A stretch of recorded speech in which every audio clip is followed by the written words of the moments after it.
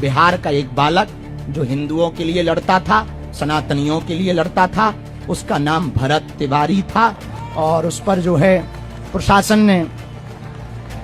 ने सरेंडर करने के बाद उसके ऊपर गोली चलाई। भोजपुर में भरत तिवारी के एनकाउंटर को लेकर शुरू हुआ विवाद अब नया राजनीतिक और सामाजिक मोड़ लेता दिख रहा है। इस मामले में अब बागेश्वर धाम के पीठाधीश्वर पंडित धीरेन्द्र कृष्ण शास्त्री की भी एंट्री हो गई।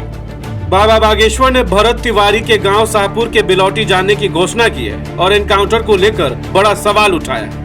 आखिर क्या है पूरा मामला और क्यों बढ़ रही है इस एनकाउंटर पर लगातार बहस, समझिए इस रिपोर्ट में।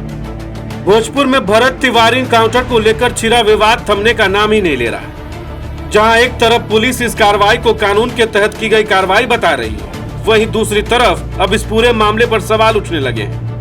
दरअसल बिहार के भोजपुर जिले के बिलौटी गांव में बीते 17 जून को हुए बहुचर्चित भरत भूषण तिवारी एनकाउंटर मामले में अब देश के मशहूर आध्यात्मिक गुरु और बागेश्वर धाम के पीठाधीश्वर पंडित धीरेन्द्र कृष्ण शास्त्री उर्फ बाबा बागेश्वर की एंट्री हो गई है। बाबा बागेश्वर ने इस कथित पुलिस मुठभेड़ को लेकर बेहद तीखा और बड़ा बयान देते हुए कानून व्यवस्था और पुलिसिया कार्रवाई पर गंभीर सवाल खड़े किए। मृतक भरत तिवारी को सनातनी हिंदुत्व के लिए जीने जाने वाला बालक करार देते हुए बाबा बागेश्वर ने ऐलान किया है कि वे जल्द ही भोजपुर के शाहपुर स्थित बिलौटी गांव जाएंगे और पीड़ित परिवार से मुलाकात करेंगे।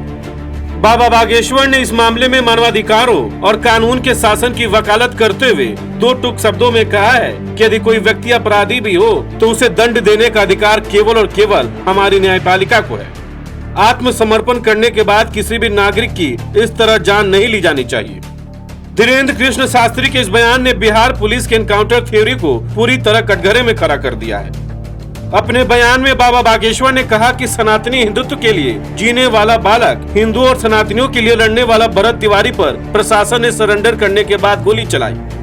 उन्होंने आगे कहा कि यदि कोई व्यक्ति अपराधी भी हो तो उसे दंड देने का अधिकार न्यायपालिका को है। शरण में आए व्यक्ति का वध भारतीय संस्कृति, रामचरितमानस, रामायण, वेद और शास्त्रों की मर्यादा के विरुद्ध बताया। धीरेन्द्र शास्त्री ने भरत तिवारी को सनातन और हिंदू समाज के लिए काम करने वाला युवा बताया।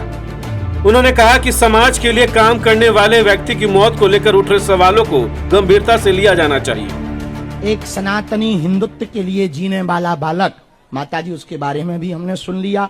हम विदेश में थे पर भारत आते ही उसके बारे में पूरा जाना कि बिहार का एक बालक जो हिंदुओं के लिए लड़ता था, सनातनियों के लिए लड़ता था, उसका नाम भरत तिवारी था और उस पर जो है प्रशासन ने सरेंडर करने के बाद उसके ऊपर गोली चलाई। ये भी हमें पता है। उसकी जांच होनी चाहिए। यदि कोई अपराधी है, अगर वो अपराधी था तो उसको दंड न्यायपालिका से मिलना चाहिए था। अब जो हुआ उसकी विशेष स्तर पर वहां की सरकार, मुख्यमंत्री जांच करें ताकि किसी के साथ ऐसा लौट करके ना हो।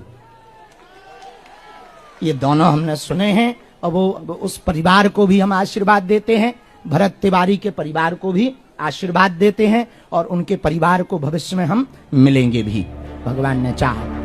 आपको बता दें कि भरत तिवारी वर्ष 2023 में हिंदू राष्ट्र के संकल्प को लेकर बिहार के आरा से बागेश्वर धाम तक पैदल यात्रा कर चुके थे। इस यात्रा के दौरान उनके कई वीडियो सोशल मीडिया पर वायरल हुए थे।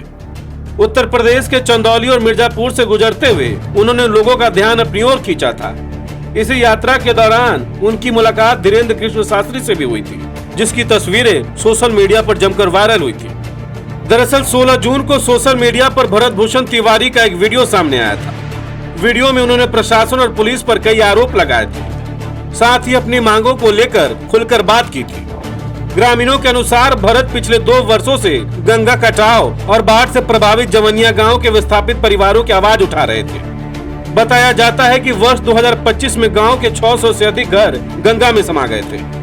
वहीं भरत तिवारी की मां आशा देवी का आरोप है कि 15 जून को पुलिस उनके घर पहुंची थी। उस दौरान पुलिसकर्मियों ने परिवार को धमकी दी थी।